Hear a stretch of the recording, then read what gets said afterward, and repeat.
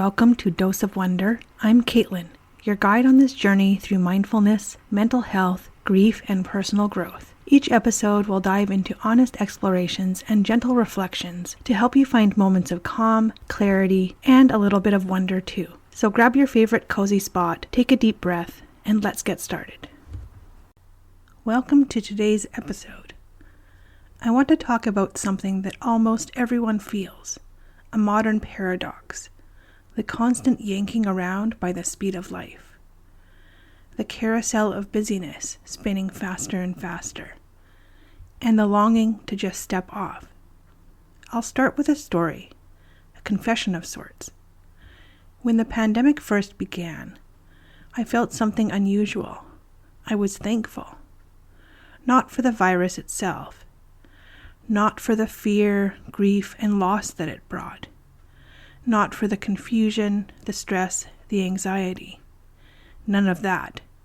But I was grateful for the stopping, for the slowing down, for the collective pause. It gave the world permission to exhale. And for once, the pressure we all feel, the constant optimization, the endless performing, the invisible demand to always be busy, was lifted. The universe said, even just temporarily, it's okay to slow down. That pause was more than just personal relief. It allowed nature itself a brief window to recover, a moment where the world wasn't being stretched, pulled, and demanded of at every hour. And in that space, I could reconnect with myself, my priorities, and with the things that actually mattered. I am, by nature, a big introvert and a homebody. But I'm also the kind of person who always has things on the go. Projects, side hustles, creative ideas, a full-time job, endless spinning plates. Even with my inclination towards stillness, I couldn't escape the cultural addiction to busyness. And yet, when the world paused, I found myself able to finally breathe. During that time, I took stock. I cut things out. I pared back. I did a spring clean, not just of the house, though we did that too, reorganizing the understairs storage into a functioning pantry, but also my life. I evaluated my commitments, my projects, my routines. I let go of what didn't serve me. But now the world has returned to its old rhythm, or perhaps a new, even more frantic one. People are no longer concerned with social distancing. Life is moving again. And with it, I feel that sense of calm slipping away. The lessons learned during the early days of the pandemic seem to have evaporated. The carousel has sped up and the horses are out of control, racing so fast that there's hardly time to breathe. It's overwhelming. It makes me long for a quiet corner to exist in, a place to hear myself think without the constant roar of the outside world. And that's partly why I write. Writing is peaceful. Writing is quiet. It's just me and my computer. I was going to say paper, but I don't write on paper anymore. My thoughts are carefully organized. All the clutter of the external world is pared back. It's deliberate mental deceleration. But writing alone isn't the only tool I've found. There are a few deliberate, intentional ways I reclaim space and quiet for myself. First, there's physical movement. Running gives me rhythm and pace that I control.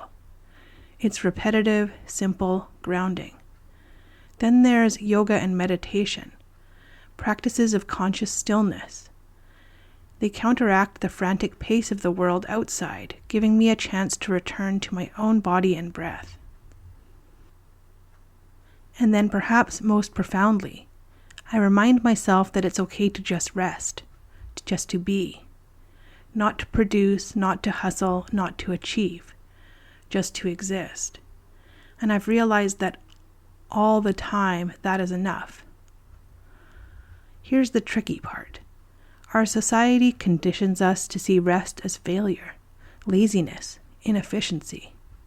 If we step off the carousel, even briefly, we feel guilty, deficient, falling behind.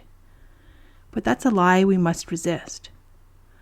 Slowing down, pausing, and simply being isn't passive. It's deliberate. A conscious rebellion against the cultural obsession with speed and productivity. And it's a practice, a building of reserves, a strategy to maintain internal calm even when life invariably becomes overwhelming. We can't stop the world's carousel entirely, but we can create little fortresses of quiet within it. Writing, running, yoga, meditation, or whatever it is that you might be interested in. And that simple reminder to rest. These are the walls of those fortresses, essential maintenance tools against chaos and overwhelm. The benefit? When life inevitably becomes crazy, busy, or too much, these practices give us the strength to navigate it instead of being swept away. They provide space for reflection, clarity, and alignment with what truly matters. So here's a question for you. In a world that refuses to slow down, in a culture that rewards hustle and minimizes rest, how do you carve out your own space of quiet? How do you pause, breathe, and intentionally slow down? How do you resist the pull of that one-way carousel and reclaim some stillness, some peace, and some clarity for yourself? The truth is, the only way we maintain it is by deciding it is non-negotiable, by actively building and protecting it, by giving ourselves permission, again and again, to simply exist. All the time, that is enough. And that's it for this week's podcast. I hope you enjoyed it. Next week, I'll be delving into some Buddhist thought with a discussion of something called the Three Gates. But until next time, don't forget to live with a dose of wonder. In the stillness we begin, with stories stitched in softer skin. A spark, a sigh, a breath, a bend, a dose of wonder, like a